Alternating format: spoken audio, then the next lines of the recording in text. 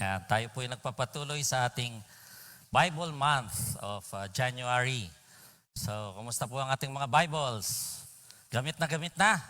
Amen. At this year po, ang theme ng National Bible Month ay ito po. At nasa bulletin nyo rin po yan. Baka hindi nyo napapansin, kaso napakaliit naman. Sabi po dyan, sabay-sabay na, God's Word brings life. Anong ibig sabihin niya ng life? Ang ibig sabihin niya ng life ay love, integrity, faith, engagement. God's Word brings life daw to our hearts and to our homes. Tama naman po yun. At may mga verses po yan. At yan din po ang ating inaaral at gusto nating ma-relate yan sa ating simbahan. Na ang theme naman natin this year ay go for more, not less. More parati. Yan. Both individually, sa bawat isa sa atin po, gusto natin sa ating buhay Kristiyano ay go for more. Wag po tayong makontento sa kung ano na yung na-attain natin. Kung may na-attain na tayo na spiritual level, ay, praise the Lord. They go for more, higher level po. And as a church, we want to trust God to use this church to go for more for His kingdom, whatever it takes, whatever it means.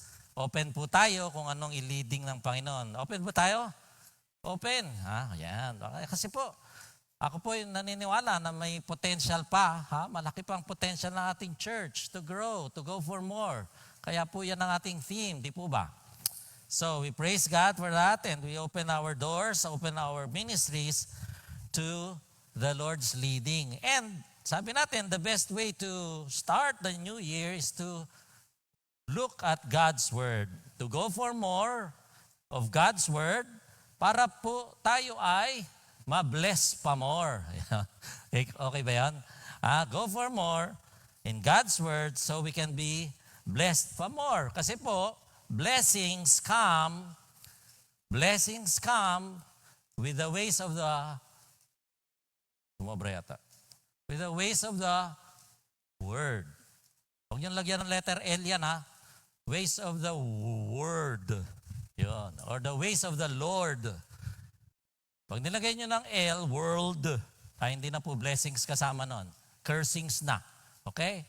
Blessings of the Lord, the ways of the Lord equals blessings. The ways of the Word equals blessings. Ang tanong, which way are we taking? The way of the Word or the way of the world? And that will determine kung tayo po ay magiging puno na mayabong, matatag, mabunga, o magiging ipa. Alam niyo yung ipa? Chaff. Chaff po ay ipa. Nabutan pa ba ninyo yung nagtatahip, yung mga nanay nyo? Ako, nabutan ko pa yon.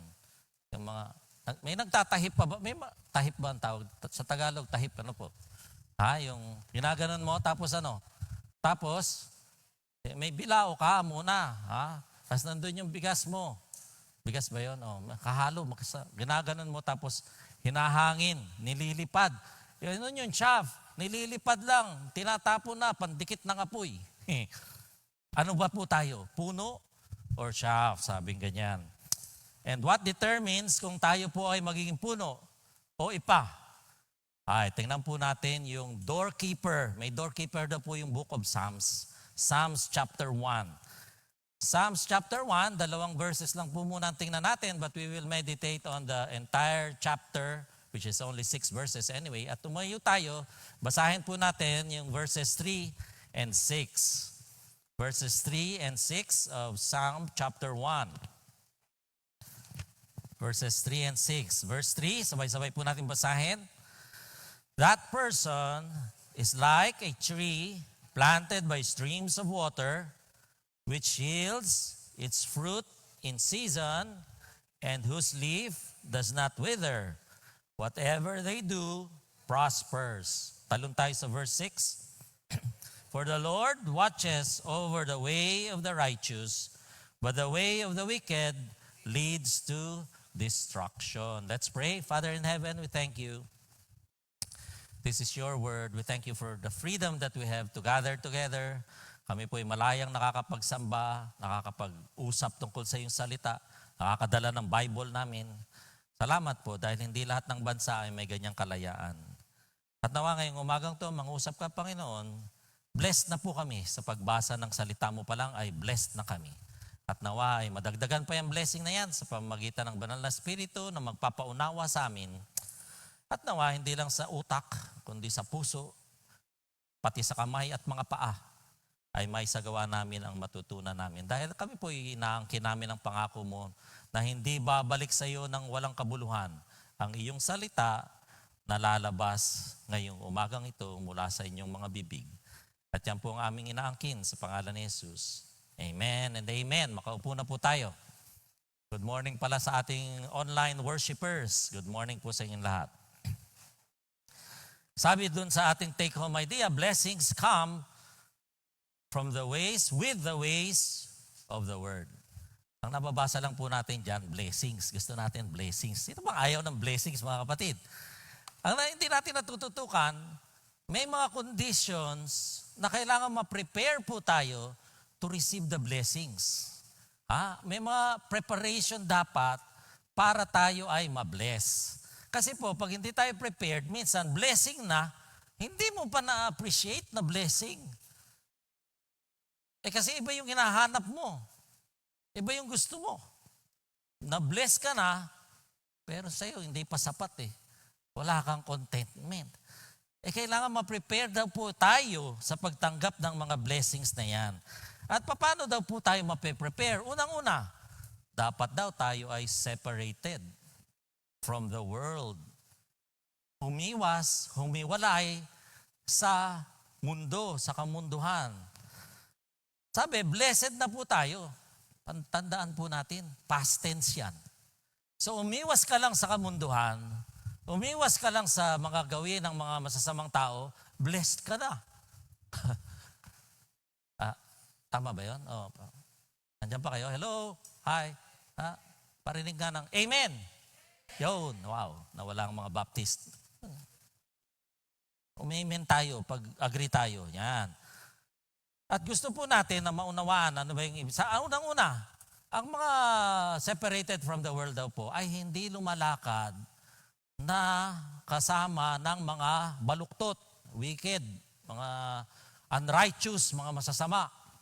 Huwag daw po tayong makiayon sa mga at sumunod sa mga taong, sa ibang version po, sabi dito, blessed is the man that walketh not in the counsel of the ungodly. Counsel, ibig sabihin counseling, ibig sabihin mga payo ng mga sasama. Hindi niya sinusunod.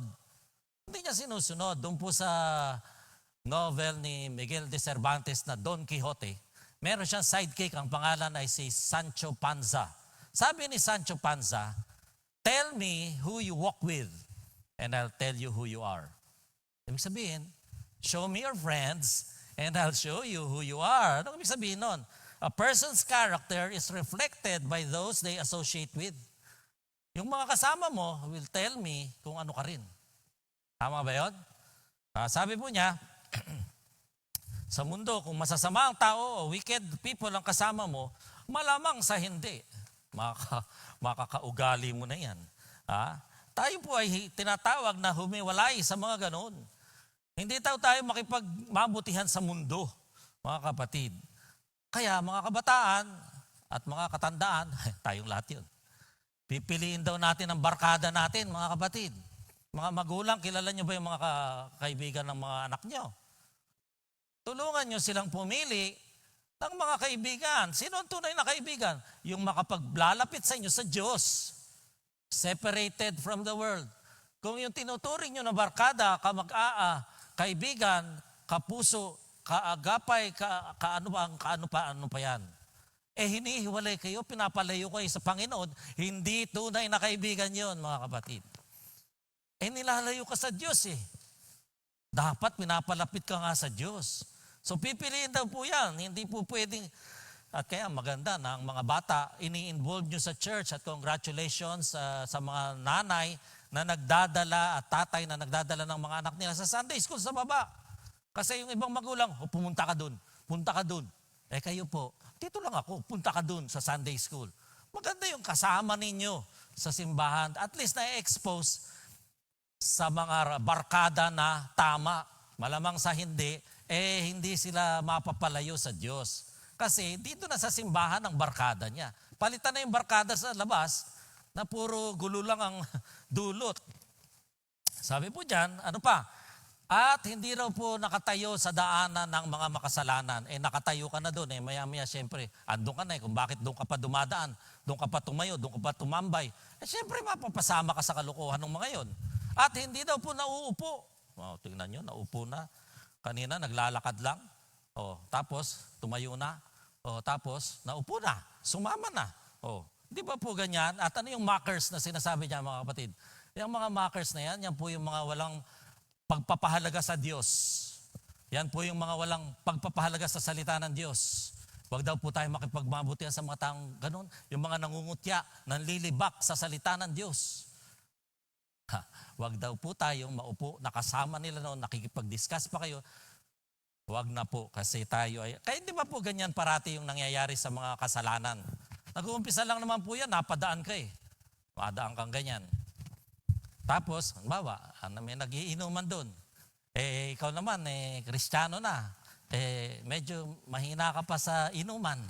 Doon ka pa dumaan. Dapat doon ka na sa kabilang kalye dumaan, bahala ka ng pawisan. Iiwas nga doon ka pa dumaan, naglakad ka pa doon.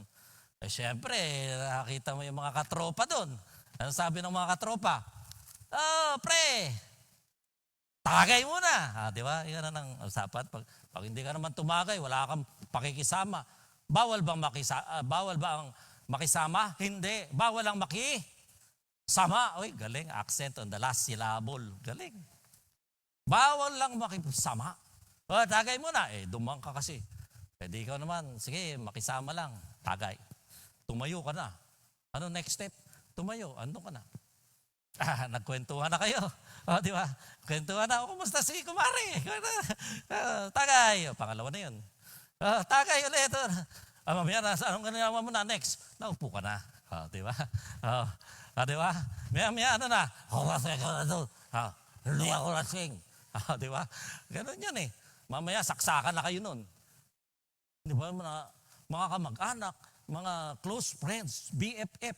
Pag nag-inuman, ang katapusan na sa emergency room yung isa. Diyan, di ba nagsisimula ang kasalanan? Sa Bible, may ganyan din. Meron pong magtiyo si Abraham at si Lot. Sa yaman nila, dami nilang mga hayop, nag-aaway yung mga katulong, amin dyan, amin yan damo na yan, amin yan tubig na yan. Sabi ni Abraham, hindi tayo dapat nag-aaway. Pumili ka, sa kaliwa ka, sa kanan ako, sa kanan ka. Basta, hiwalay tayo. Nakita po ni Lot, ang ganda ng lupain doon sa may Jordan. Doon sa may Jordan, plains, may tubig, green na green. Pinili niya. Tandaan nyo, yung tiyo ang nagparaya sa pamangkin. Wow, di ba? Humility yun. Dapat siyang nakakatanda, siyang pipili. Priority, tama? Senior citizen kaya. Pinili niya yun. Banda rin po yung Sodom at Gomorrah. Ang sabi dyan, sa next, siya po ay nagtayo ng kanyang tent. Kasi nung panahon na yun, mga tent pa lang Nagtayo siya ng tent near Sodom. Malapit sa Sodom. Pagkatapos yung Sodom, nilusob ng mga kaaway, tinangay pati si Lot. Nilusob, tinangay, mga possessions si Lot. Bakit? Kasi daw po, si Lot ay nasa na? Living in Sodom. Makita nyo, nung una nakita lang yung Sodom. Hindi naman Sodom, ang tingnan, yung lupain maganda lupain. Maya-maya, doon na siya nag-pitch ng tent, malapit sa Sodom. Kinalauna, nasa na siya? Nasa loob na ng siyudad ng Sodom. Kaya nung nilusob yung siyudad, kasama siya. Kung hindi siya pumasok at tumira doon, hindi siya kasama. Ano pa, kinalaunan pa, ito na. Leader na siya sa Sodom.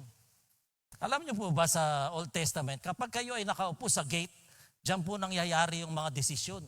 Mga judges, mga policy makers, diyan nagtitipon-tipon sa gate. Andon si Lot. Genesis 19, yan na yung gugunawin na ang Sodom at Gomorrah. Iniligtas na siya. Mga kapatid, sabi po ni John Maxwell, paano ba nagkakaroon ng leader na foolish? Unang-una, nagsisimula lang yan, naghahanap siya ng maling payo. Hinanap mali. Tapos, nakinig siya sa mga masasamang counseling. Tapos, sumali siya sa kasamaan.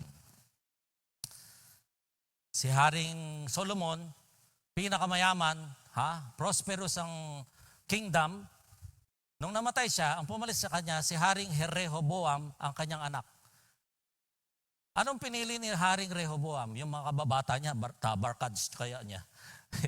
Siyempre, yung mga barkada, kung ano-anong, hindi nakinig sa payo ng mga matatanda. Ano nangyari? Nahati ang kaharian ng Israel, nahati forever. Northern Kingdom of Israel, Southern Kingdom of Judah. Foolish leadership. So, kailangan natin mga kapatid, these are the negative aspects. So, kailangan daw po tayo ay huwag magbilong, sit, huwag mag-believe, counsel, way of the wicked, huwag mag-behave like the world. So, mga negative aspects po ito na para makuha natin o ba tayo ay mabless ng Panginoon. We also have to be separated. Ito naman yung positively. Sabi niya, dapat tayo po ay hindi lang separated from the world, tayo daw po dapat ay saturated. Yung una, iwas. Ito, babad. Umiwas ka muna doon at ibabad mo yung sarili sa salita ng Diyos hanggang umaapaw ka na. Iwas, awas. Umaawas ka na sa... Sabi po kasi dyan, ano daw? Verse 2, whose delight is in the law of the Lord. Wow. Pag delight ang pinag-uusapan, ano naisip nyo? Ice cream. Sabi ko na pare-pareho tayo. We are united. Sa Biblia po, ito yung nakasulat parang deep pleasure, a desire. Itong na-discover ko. Ito daw po ay, ang root word ay parang bending toward. Kayo po ay nagtanim ng halaman, tapos medyo makulimlim, mapapansin nyo pagtubo nun, medyo humihilig. Bakit? Anong hinahanap ng halaman? Araw, tama. Di ba? Ito daw pong salitang to, ang sinasabi niya ay merong active inclination towards something of value. Ganun pala yung desire, yung pala yung delight. Hinahanap-hanap mo kung saan mo gusto, kung saan ang nais mong i-pursue na chief desire. Hindi daw po ito passive feeling lang, but a conscious orientation of the heart. So ang tanong mga kapatid, saan nakahilig ang ating mga puso ngayong umagang ito? Where is our heart inclined towards? Saan papunta ang mga puso natin? Ano ang pinupursue ng mga puso natin mga kapatid? Delight in the Word of God? Yun ba ang ating dinidelight? O halo-halo? Yan na yan. Mga kapatid, sabi, saturated with the Word. How? By delighting in the Word. Ano pa po sabi diyan? But who meditates on this law day and night. Ang ibig sabihin niya, ang original meaning, moaning, muttering, parang animal sound daw po yan. Bakit? Wala naman po kasing written word, wala namang application, Bible app nung panahon na yun. So anong ginagawa nila? Pagbasa, minememorize. Pag kayo nag-aaral ng exam, anong ginagawa nyo sa sarili nyo? Pag minememorize kayo yung formula o whatever, di ba? Nire-recite nyo sa sarili nyo? Bumubulong-bulong kayo? Ganon? Hindi. Ako lang. Okay. Kaya daw po parang may muttering of sound, parang animal sound, moaning, groaning. Kasi naririnig niya. Ano pang isang definition ng meditation? Maganda. Discuss with yourself. Galing binasa mo yung sa Bible, tapos tanongin mo sa sarili, ano pa ibig sabihin nito? Ano pa ibig sabihin? Kausapin mo ra po yung sarili mo. Huwag ka na magsalamin. Kausapin mo na lang yung sarili mo. At tanongin kung anong ibig sabihin, anong pwedeng lapat ng salita ng Diyos sa inyong mga buhay, yun ang paraan ng pag-meditate. Ano pa? This is a consistent contemplation, internalization. Kasi nakasulat, day and night. Pwede ba naman yung day and night? Ano ibig sabihin nun? 2 beses lang maghapon. Tayo nga, hindi makaisa eh. 2 beses pa, day and night. Hindi lang po day and night. Sabi niya, consistent contemplation, internalization. Meditation is to the spirit what digestion is to the body. Yan ang paborito kong illustration. Last week ba yung ating Bible first session ng ating class, binanggit ko na to, kaya naghanap ako ng picture. Tingnan niyo po itong picture na to. Ang mga baka, dapat gayahin natin. Pagkain nila, papasok yung kanyang kinain, pupunta dito sa rumen. Tapos lilipat po dito sa reticulum. Tapos lalabas ulit dito para nguyain ulit. Tapos papasok na dito sa omasum. Tapos lalabas na ulit dito sa ab-omasum bago siya ma-absorb ng nutrient. Pag kinain nyo po ang isang bagay na hindi natutunaw, hindi nyo papakinabangan. Ang salita ng Diyos, kapag hindi nyo po mineditate, ganun din. Pag hindi nyo in-internalize, hindi nyo dinigest, wala rin, hindi nyo mapapakinabangan ang nutrient. Kaya maging baka kayong lahat. Mga anak kayo ng baka at kalabaw. May assignment kami sa aming doctrines class, maghanap ng kalabaw at obserbahan. Ngumunguya, dapat makita nyo, lulunukin niya dito. Tapos makikita nyo, aakyat ulit. Panoorin nyo ha, assignment na ninyong lahat, buong FCF, maghanap ng kalabaw. So makita po natin dito, yan ang magandang, and sabi pa, meditation is not just setting aside yung quiet time natin, akala natin yun lang po. Hindi daw po. It is the reflection of the Word of God in the course of daily activities. Nabanggit ko na last time yata na tayo ay constantly connected with the Lord. Meron kang conscious presence na kasama mo ang Diyos ano man ang mangyari. Regardless of the time of day, the godly respond to life in accordance with God's Word. Hindi, yung iba pag nagpanik, iba na yung pinanghahawakan. Mali po yun. Ito ibig sabihin ng meditating on it day and night. May mangyaring maganda, ay syempre maganda they praise the Lord. May mangyaring masama o pangit, praise the Lord din ba? Baka iba na yung, baka nag-speaking in tongues na kayo ng kung ano-ano. Day or night, whatever happens, sabi, regardless, yan po ang dapat natin. So we are to be saturated, we are to be separated, we are to be saturated, not with the world, but with the Word. Blessed na po tayo kapag yan pa lang ang mangyari sa atin. At kung yan ang mangyari, malamang sa lamang may blessings na kasama. Kapag hindi po tayo separated, hindi tayo saturated, pagdating ng blessings, anong tendency natin? Baka hindi tayo prepared to receive. Magiging mayabang ka. Halimbawa, na-promote ka, lumaki sweldo mo, nakabili ka ng malaking bahay o whatever. Kung hindi sa akin, hindi ko mabibili yan Nakalimutan mo na ang Diyos. Bakit? Kasi hindi ka separated, hindi ka saturated. Ano pa dapat? Bukod dyan, separated, situated din by the water. Sabi po sa verse 3a, that person is like a tree planted by the streams of water. Alam niyo po, sa Jeremiah, merong parallel verses na kasama niya. Sabi sa 17 verse 8, they will be like a tree planted by the water. At dahil sila ay katabi ng tubig, ano pong nangyayari? That sends out its roots by the stream. Lumalalim kasi may nutrient doon, may tubig doon. Ano pong nangyayari? Hindi siya takot sa tagtuyot. Bakit? Meron siyang constant supply ng nutrients, ng tubig, at parati na lang yung kanyang evergreen ang tawag. Wala siyang worry. Yung puno na yan. In a year of drought, it never fails to bear fruit. Wow. Di ba blessing yan mga kapatid? Ano man ang mangyari, tayo ay matatag, mabunga, mayabong, at hindi basta-basta nababaluktot ng anumang mga pangyayari. At sa New Testament, merong image naman ang waters, mga kapatid. Ano ang waters sa image sa New Testament? Sabi dito, basahin natin lahat, sabay-sabay. Go!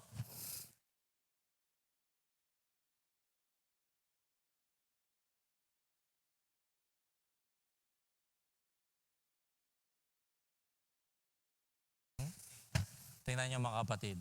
Magbasa kayong Bible, hindi nyo nakakailangan interpret Yung Bible na nag-interpret para sa inyo, ano ibig sabihin ng waters? He meant the Spirit of God. Nung panahon na ito'y sinulat, nung panahon na yon, hindi pa bumababa ang banal na Espiritu. Tayong lahat, kung kayo anak ng Diyos ngayon, kung tinanggap natin si Kristo, tinanggap na natin ang Holy Spirit. Nasa atin ang Holy Spirit. Kung tutuusin, hindi na ninyo kailangan maging near the Holy Spirit. Bakit? Nasa ang Holy Spirit? Nasa atin na, nagdudwell na sa atin. At kapag tayo po ay Kristiyano, dahil tayo nasa atin ang Holy Spirit, the Holy Spirit will always be there too. Illumine our minds and our hearts to understand the Word of God. The Holy Spirit will always be there to open our hearts to delight in God's Word. The Holy Spirit will always be there to convict, encourage, strengthen, embolden our whole being to obey the Word of God.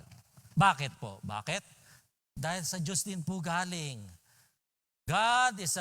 It is God who works in you to will or desire or to delight and to act. Wala tayong may pagmamayabang, kapatid.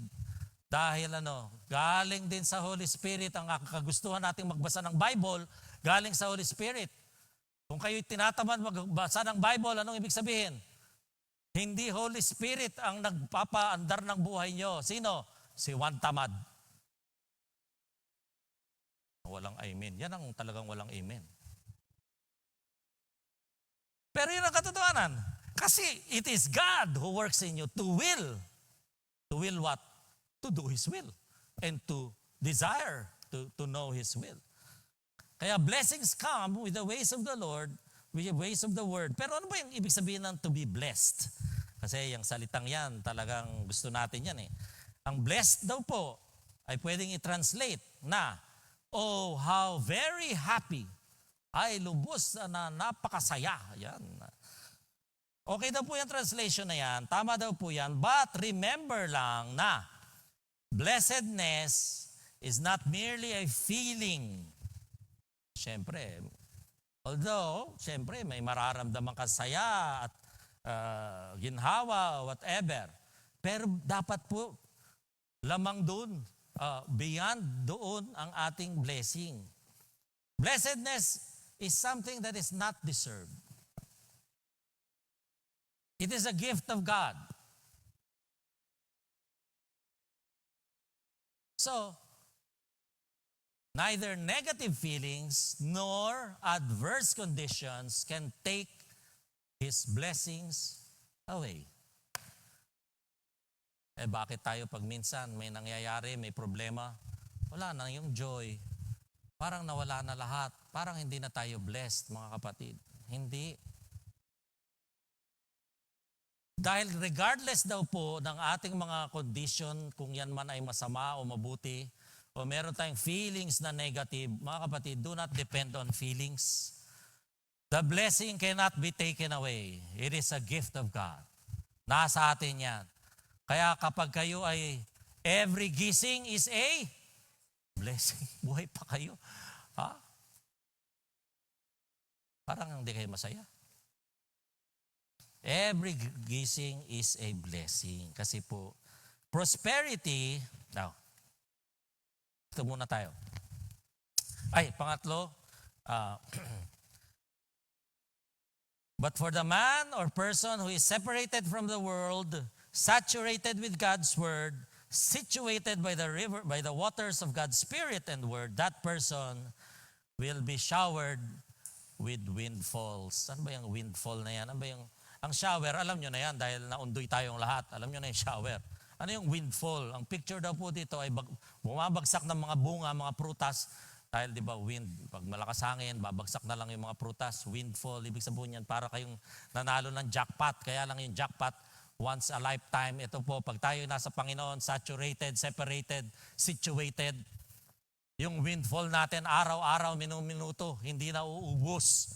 Hindi kagaya ng loto na naubos na, hindi pa nananalo. Mag-tithe lang kayo, ha? Tinutuhanan naman. Siya daw po ay mabunga. Tandaan nyo po yung bunga natin. Kanya-kanyang bunga, kanya-kanyang season ng bunga. Huwag nyo pong kayong kainggitan doon sa mga tao na iba rin ang bunga. Bakit siya gano'n na? Ba't siya nakakapaganyan na? Ba't siya magaling kumanta? Ba't siya iba-iba po ang bunga natin, huwag kayong mag-inggitan. Yung may mga ganong bunga, wala naman ng bunga nasa inyo. I-discover nyo yung inyong bunga. At yun ang inyong i-cultivate at nang tayo makinabang lahat. Whose leaf does not wither, hindi natutuyot, ano man ang nangyari. Kung mukhang masama ang mga nangyayari, hindi siya natutuyo. Ang bunga niya ay kapayapaan na nagmumula sa Diyos. Peace that surpasses all understanding. Kahit na maaksidente, magkasakit, mawalan ng trabaho, mamatayan, the peace that surpasses all understanding. pero hindi natuyuan. Mga kapatid, tingnan nyo mga po yung katabi nyo. Tingnan nyo muna. Magkatabing isa. Tingnan mo yung katabi mo. Mukha ba yung ubas? O ano? Pasas. Naku po. Yun ang natutuyot. Pasas, mga kapatid. Mga Kristiyano, tayo, kapag tayo ay puspos ng banal na Espiritu, tayo po ay ubas. Wow, sarap. Juicy. Buhay na buhay. Matamis. Kapag wala tayo sa Espiritu, tayo ay nagsasarili, tayo kaya natin to, pasas ang dating natin, mga kapatid. Huwag maging pasas, parating maging yan. And sabi, whatever he does, prospers. Ito yung sinasabi ko kanina, baka dumami, ma-promote kayo, kung ano man ang blessing na tinatawag ninyo, huwag yayabang. At kung hindi naman ma-promote, huwag mawala ng pag-asa. Prosperity does not mean immunity from failures or difficulty, nor does it guarantee health, wealth, happiness. Prosperity gospel yon, mga kapatid. Prosperity does not mean immunity, na ikaw ay exempted sa mga kabiguan. Hindi ka po exempted sa mga paghihirap. Hindi ka exempted sa mga pagsubok ng buhay. Hindi. Prosperous ka pa rin kahit nangyayari yan. Kahit hindi garantisado na ikaw ay mananatiling malusog at magkaroon ng yaman man o prosperity means application of God's wisdom will result in good fruits that are pleasing to God and received by God with approval. Kahit anong sitwasyon, tayo ay nagre-respond. Dahil na-prepare na tayo dahil tayo ay separated, saturated, situated. Kahit na po negative yan, tayo ay magbubunga pa rin. At ito pa ang maganda sa lahat. God watches over. Mahigit pa po ito sa CCTV. Electric fencing, di ba? May mga electric fencing. May security guard pa kayo. Ito po, ang Diyos natin mismo, ang personally, intimately knows us, walks with us, involved in our lives. At yan po ay napakalaki ng pagkakaiba sa mga masasama. In sharp contrast with the wrongdoers. Ano nangyayari sa wrongdoers?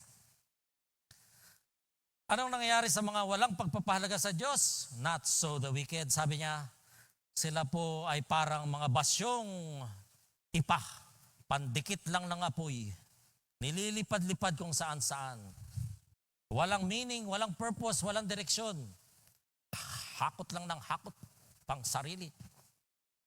Hindi sila nakakatayo sa araw ng paghuhusga. They will not stand in the day of judgment. Bakit? Wala walang puno, walang ugat wala. Yung mga makasalanan daw, walang depensa sa araw ng paghuhukom. Kasi wala silang Diyos. Walang tagapagligtas. Guilty agad. Mabilis lang po hearing dyan, mga kapatid. Wala kayong poproblemahing appearance fee ng mga abogado. Pag-judgment day, ang bilis po ng hearing sa mga wicked, mga kapatid. Ito pa, kung sa mga righteous, sa mga separated, saturated, situated, personal tayong inasikaso ni Kristo, ng Diyos, sa mga unrighteous, mga kapatid, wala. Minsan, sa sobrang sama, pinabayaan na ng Diyos. At pag pinabayaan tayo ng Diyos, ang natural po na pupuntahan nating lahat ay destruction. Alam nyo, nagsimula tayo sa blessed. Ang unang salita sa Psalm chapter 1, blessed. Ang huling salita sa Psalm chapter 1, destruction. At what will determine kung saan tayo dyan, mga kapatid? Saan tayo? Kung ano ang ating pipiliin. So, tayo po ba ay mga puno? Mga puno o mga ipa? Tayo po ba ay separated from the world? Meron ba tayong habit na hindi pa natin mabitawan? May mga relationships ba na alam nyo namang mali at hindi kalugod-lugod sa Diyos, pero ayaw mong bitawan? Meron ba tayong mga pinapahalagahan na hindi naman mahalaga sa Diyos?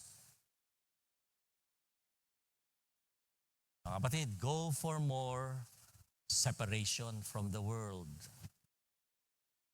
Kilalanin natin kung ano yung mga dapat natin bitawan.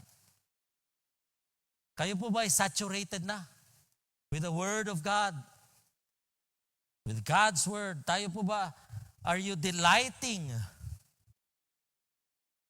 in God's Word? Is your heart inclined to consult God's Word? Tayo po ba ang ating mga puso ay hinahanap-hanap? Ano kayang sinasabi ng Diyos tungkol sa problema ko? O tatakbo ka kagad sa kung sinong mauutangan? Ang mga puso daw po ba natin ay nagsasaliksik kung ano ang salita ng Diyos na dapat ilapat sa ating mga buhay. Tayo po ba ay ruminating? Alala niyo yung ruminant? Tayo po ba ay mga kalabaw? Mga baka sa pagturing sa salita ng Diyos dahil ating tinutunaw, nginunguya pa, nguyain pa ulit hanggat hindi natin naunawan, hindi natin naisasarili, hindi natin naisasabuhay ang salita ng Diyos. Go for more saturation. Tayo po ba ay situated by the waters of the Spirit? Ano ibig sabihin yan? Are you totally dependent on the Holy Spirit? Filled, empowered, controlled by the Holy Spirit, moment by moment, walking in step with the Holy Spirit, hindi po yung evil men. O parating ikaw na lang nasusunod. Ikaw ang parating nakaupo sa trono ng iyong buhay. Sarili mo nasusunod. Anong tawag doon? Carnal man. Worldly Christian. Flesh ang nasusunod. The more we allow the Holy Spirit to take control of our lives, the more blessed we will be. Mga kapatid, go for more. Go for more tayo sa Spirit-led life, the Spirit-filled life, walking in the Spirit, being controlled, the Lordship of Christ. Go for more Lordship of Christ.